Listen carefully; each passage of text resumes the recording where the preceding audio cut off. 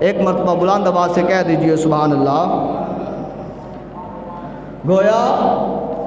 اللہ رب العزت نے قرآن میں ارشاد فرما دیا ہے،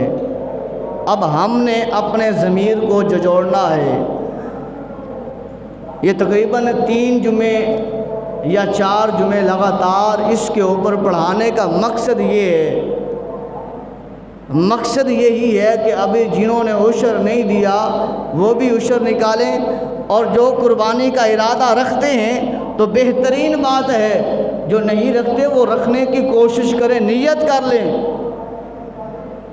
جو وقت نکالتے ہیں وہ بھی ٹھیک ہے، جو وقت نکالتے نہیں ہیں وہ وقت نکالنے کی کوشش کریں اللہ تبارک و تعالیٰ کے لیے۔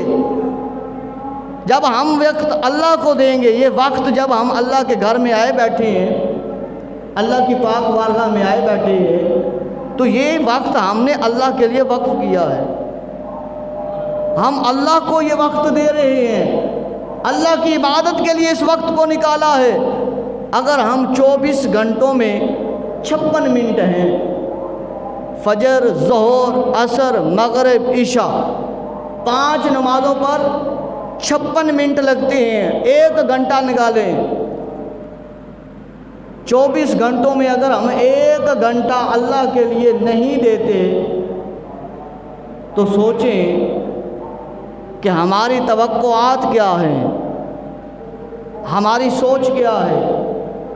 کہ ہم قبر میں بعد میں جائیں گے، قبر ہمارے لیے جنت پہلے بن جائے گی،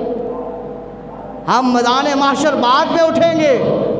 میدان محشر میں ہمارے لیے سواریاں پہلے آ جائیں گی، میدان محشر بعد میں اٹھیں گے، میدان محشر میں ہمارے لیے چھتریاں صاحبان پہلے لگ جائیں گے، میدان محشر ہم بعد میں پہنچیں گے، کیا جہنم سے رکاوٹ اور پردے ہمارے لیے پہلے بن جائیں گے؟ پل صراط پر ہم بعد میں پہنچیں گے، جس کے بارے میں بتایا گیا ہے کہ وہ اتنی تیز ہے، اتنی تیز ہے، اس سے ہر کسی نے گزرنا ہے کہ اس کے اوپر کوئی بندہ عیبدار ہوگا تو وہ کٹ کٹ کر جہنم میں گر رہا ہوگا۔ ہماری سوچ ہے کہ وہاں سے ہم بجلی کی طرح تیز سے گزر جائیں گے۔